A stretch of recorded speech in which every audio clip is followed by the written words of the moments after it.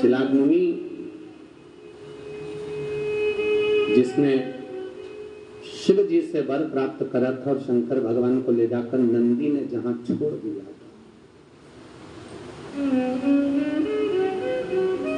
नंदी ने जहां छोड़,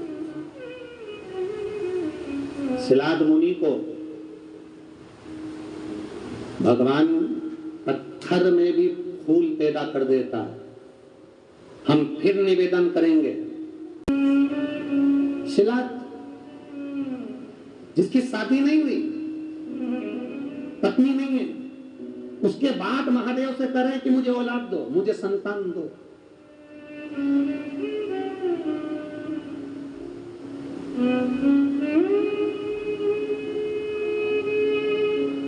अब जरा विचार करिएगा कि पत्नी नहीं है तो फिर औलाद क्यों मांगी? पर पूर्वजों ने कहा है कि हमारा उद्धार कैसे होगा, हमारा कल्याण कैसे होगा, इसलिए हमें संतान दो बाबा, संतान दो बाबा, कृपा करो संतान दो। अब शिवजी तो नंदी को पहले ही वचन दे चुके थे कि प्रदोष के दिन, प्रदोष काल में मुझे जहां तू खड़ा कर देगा और मैं चारों तरफ दृष्टि फेरूंगा, जितने लोगों पर मेरी दृष्टि पड़ जाएगी, जो वो मांगेंगे उनको वो प्राप्त हो जाएगा। अब बाबा को ये नहीं मालूम कि इसकी तो शादी नहीं हुई, इसकी तो पत्नी नहीं है, तो भी बाबा ने देखा, प्रदोष का दिन था, प्रदोष काल था, मैंने दृष्टि दे दी, मतलब अब भले तेरी पत्नी नहीं है पर तेरे यहाँ संतान आएगी, कहीं से भी आए, तेरे यहाँ औलाद आएगी, निश्चित है। दिया लगाना मतलब प्रतीक्षा करना, दिया लगाना मतलब बाट जोना, दरवाजे पर दीप लगाना मतलब हम इंतजार कर रहे हैं बाबा का, हम बाबा का इंतजार। शिलाद ब्राह्मण, शिलाद मुनि शिव को पुकार रहा। शंकर भगवान ने पत्नी नहीं है तो भी शिलाद मुनि को संतान दी। एक बात अपने जीवन में उतार कर रखना बहुत अच्छे से, बिहार की खगड़िया, बिहार में ये कथा चल रही है और नंदीश्वर शिव महापुराण की कथा चल रही है। अपने भीतर ये उतार कर रखना कि आप अगर एक लोटा जल महादेव को चढ़ा रहे हो, थोड़ा हो सकता है कि तुम्हारे दुख कटने में देरी लगे, पर बाबा जब दुख काटता है फिर वापस दुख आने नहीं देता, तो तुम्हें सुख की ओर ले जाता। अपने भरोसे को मत तोड़ना, अपने विश्वास को मत। शिलाद मुनि के घर में पत्नी नहीं है तो संतान दे, नहीं है औलाद, नहीं, उसकी पत्नी नहीं है, घर में धर्म पत्नी नहीं है तो भी दे रहा। शिलाद सुबह जब तुम उठोगे, शिव मंदिर जाओगे, शिवालय में जब जल चढ़ाकर तुम वापस लौट रहे होगे, भूमि को तुम बोने के लिए खोदना, उसमें से एक बेटे का जन्म होगा, वो बेटा साधारण नहीं होगा, मेरा ही अंश तुम्हारी उस भूमि से प्रकट होकर तुम्हें प्राप्त होगा। अब शिलाद मुनि के मन में एक प्रश्न खड़ा हो गया, शिलाद मुनि के मन में एक प्रश्न आ गया, महादेव क्या आप जमीन से जन्म ले लोगे? आप कह रहे हो कि मेरा एक अंश जमीन से प्रकट हो जाए, क्या आप जमीन से जन्म ले लोगे? क्या आप पृथ्वी से जन्म ले लोगे? शंकर भगवान ने कहा, सुन शिलाद, शायद तुझे मालूम नहीं है, भगवान विष्णु पृथ्वी पर अपना पांव नहीं रखते थे।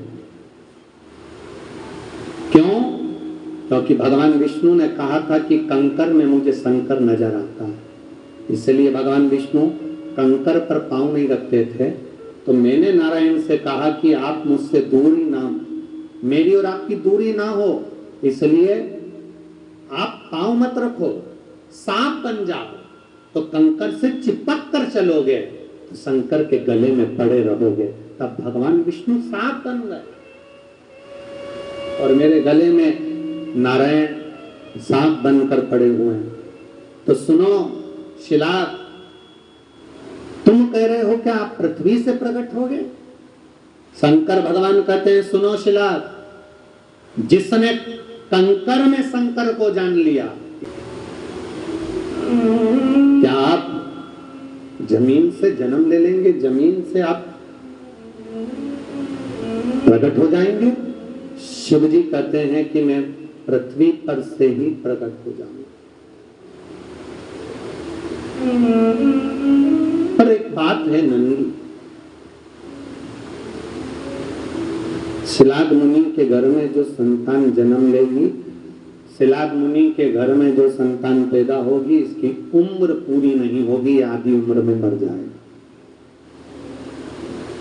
अब शिलाद मुनि से ये पूछ लो कि तुम्हारे यहाँ जो औलाद होगी वो आधी उम्र की होगी। शिलाद मुनि ने कहा संतान, तर्पण तिलांजलि देने वाली संतान अगर मेरे यहाँ आ गई और बाबा ने मुझे औलाद दी है, संतान दी है, तो उम्र भी वही मेरा बाबा मुझे प्रदान कर देगा, ये निश्चित है।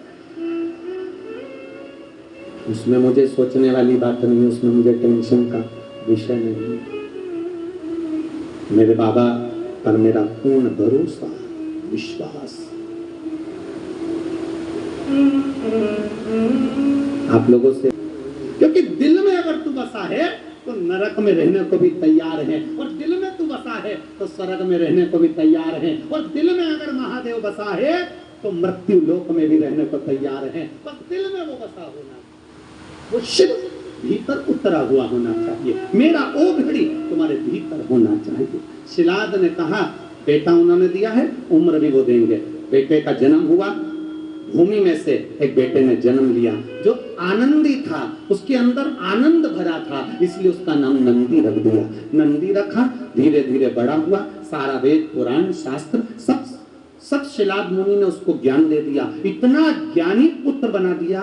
परंतु क्या हुआ कि बेटा पढ़ रहा था, अवस्था बढ़ रही थी, बाद में दो ऋषि आ गए, और दोनों ऋषि जब शिलाद मुनि के यहाँ आए, उन्होंने कहा मुनि जी हमको भोजन करना है। शिलाद मुनि ने भोजन कराया, नंदी ने भोजन परोसा। भोजन परोसने पर शिलाद मुनि ने कहा ऋषियों से, ये मेरा बेटा है, आशीर्वाद दीजिए, ये मेरा पुत्र है, आशीर्वाद दीजिए। ऋषियों ने हाथ उठाया पर कुछ बोले नहीं। ऋषि वहां से उठकर चल दिए। शिलाद मुनि को लगा कि मेरे बेटे को इन्होंने आशीर्वाद नहीं दिया, मेरे बेटे को आशीर्वाद नहीं दिया, जरूर कोई बात है, या तो इनको भोजन पसंद नहीं आया या मेरे बेटे ने कोई गलती कर दी। कारण क्या है पता करता हूं। शिलाद मुनि पीछे पीछे गए, बेटा नंदी घर में, शिलाद मुनि ने जाकर ऋषियों के चरण पकड़ लिए। गुरुवर मेरे बेटे को आशीर्वाद नहीं दिया। मुनियों दोनों ऋषियों ने कहा तुम्हारा ये बेटा कुछ समय में मरने वाला है, तुम्हारे बेटे के प्राण जाने वाले, कुछ समय में ये मरने वाला।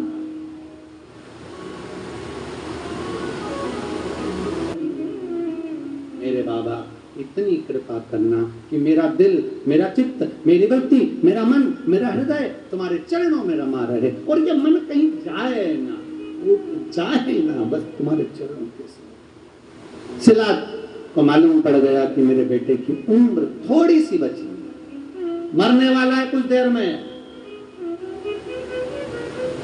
शिलाद मुनि को मालूम पड़ गया कि मेरा बेटा मरने वाला है। शिलाद मुनि ने अपने बेटे नंदी को पास में बुलाया और नंदी को बुलाकर कहा नंदी 10 मिनट के अंदर, 10 क्षण के अंदर तेरे प्राण जाएंगे, तेरी क्या तैयारी है वो बता। ये बाप अपने बेटे से कह रहा, 10 मिनट में तुम्हारे प्राण जाएंगे, क्या तैयारी है तुम्हारी बताओ। कोई तुमसे कह दे कि 10 मिनट बाद तुम्हारे प्राण छूटेंगे, तुम्हारी तैयारी क्या है? नंदी ने कह दिया मेरी एक ही तैयारी है, जब 10 मिनट मेरे पास में है तो मैं शंकर के शिवलिंग के सामने बैठूंगा, शंकर के शिवलिंग को स्पर्श करूंगा, उसका नाम जपूंगा, बस ये मेरी तैयारी है। फिर वो जाने और उसका काम जाने।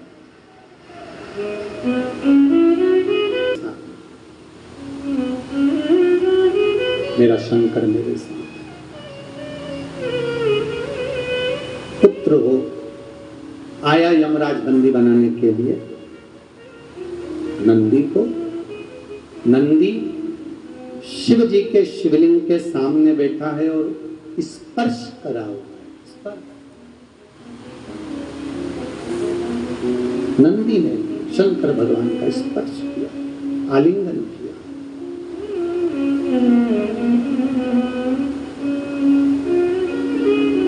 स्पर्श कर बैठा और यमराज मंदिर के अंदर प्रवेश नहीं किया। जैसे ही यमराज अंदर आया, शंकर भगवान प्रकट हो गए। शिलाद मुनि अपने बेटे को मरता हुआ नहीं देखना चाहता था, इसलिए वो बाहर खड़ा। शिलाद मुनि बाहर खड़ा।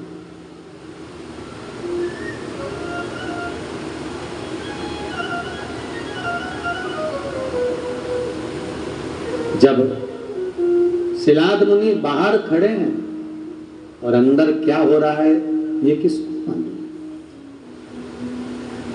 किसको पता?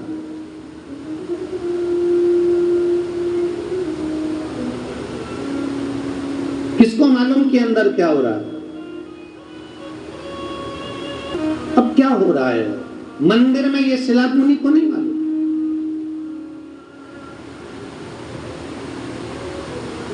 शिलाद मुनि बाहर, यमराज बंदी बनाने के लिए आया। शंकर भगवान प्रकट हो गए। यमराज से कहा तू इसे नहीं मार सकता, क्योंकि मेरे शंकर भगवान कह रहे हैं मेरे शिवलिंग का स्पर्श करा।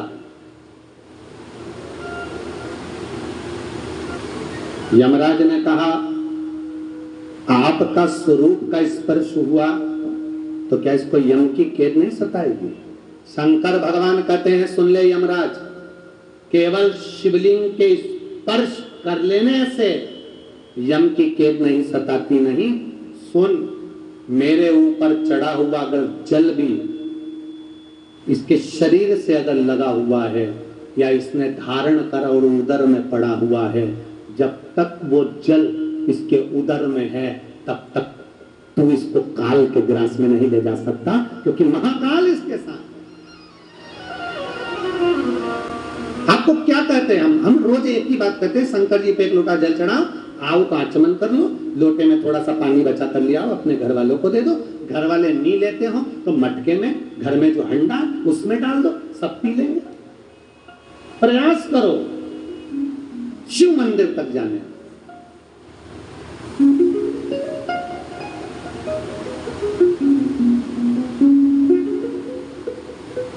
प्रयास करो भगवान शंकर को रिझाने का।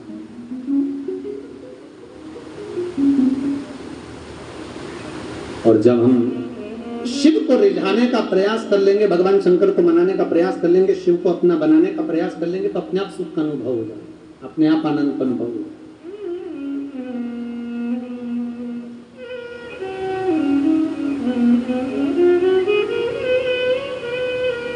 शिव कथा कर रही है, शंकर भगवान का संवाद कर रहा है।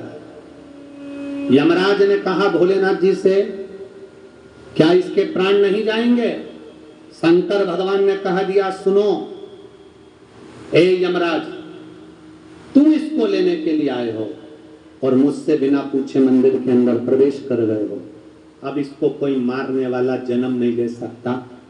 मेरा वर है, जब तक शिव पृथ्वी पर है तब तक नंदी भी पृथ्वी पर ही रहेगा, कोई नहीं ले जा सकता। नंदी ने देवाधिदेव महादेव के संवाद को सुना अपना सर्वस्व नंदी ने भगवान शंकर को दे दिया, सर्वस्व। भगवान शंकर को अपना जीवन और देखो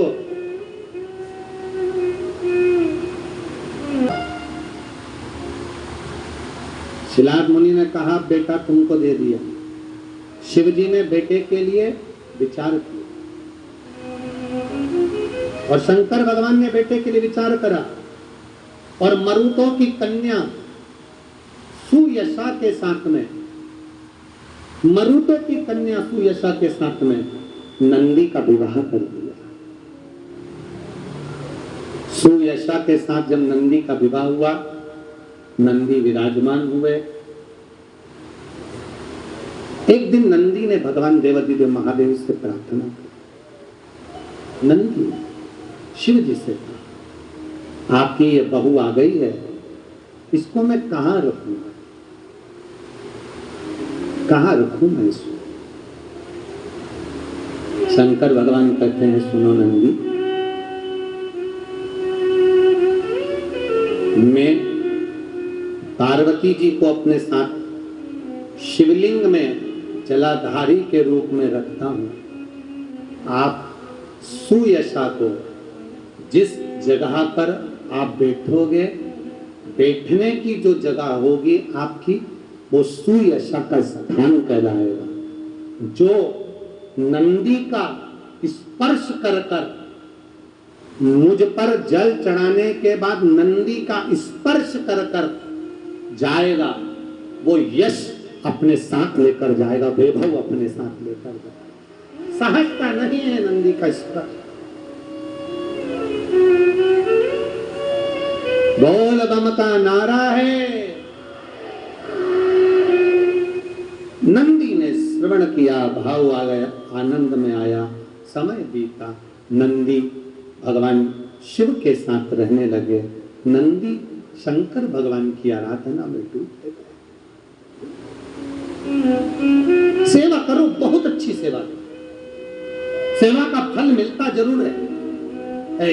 कई लोग, हमने एक बार शिव महापुराण में